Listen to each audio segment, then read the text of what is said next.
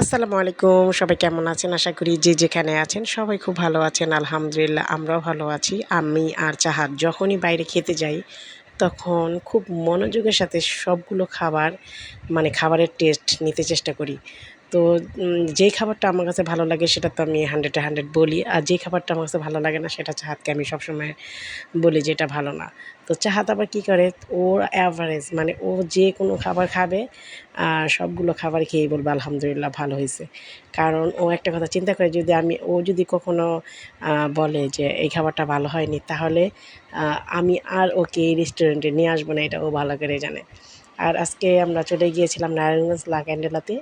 আর এই রেস্টুরেন্টটা চাহাত মামুনির খুবই পছন্দের একটা রেস্টুরেন্ট। তো এইখানকার যে কোনো খাবারই চাহাত মামুনির খুবই ভালো লাগে।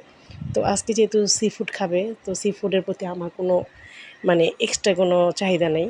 মানে চাহাত খাচ্ছে তাই খাচ্ছি, এরকম একটা অবস্থা। তো আজকে চাহাত যেটাই খাচ্ছে সেটাকেই বলতেছে খুব মজা হয়েছে, খুব ভালো হয়েছে, আর খুবই মনোযোগ দিয়ে খাচ্ছে।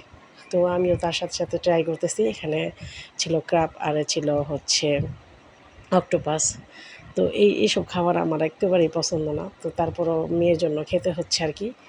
তো যাই হোক, এবার আমার কাছে খাবারটা অ্যাভারেজ লাগছে, মানে তেমন ভালোও লাগেনি আবার তেমন খারাপও লাগেনি এরকম।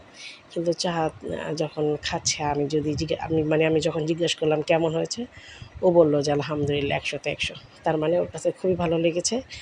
আর যাতে নেক্সট টাইম ও এখানে খেতে আসতে পারে এজন্য আমাকে বলতেছে যে আলহামদুলিল্লাহ এটা খুবই ভালো হয়েছে। তো যাই হোক, সবগুলো খাবারই আলহামদুলিল্লাহ ভালো ছিল। আর চাহাত খুশি মানে আমি খুশি।